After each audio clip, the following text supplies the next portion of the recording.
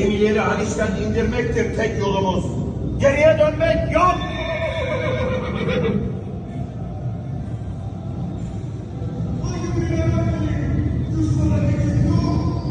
Benim alnımız ak, başımız dik. Muhabbeti, başını dik.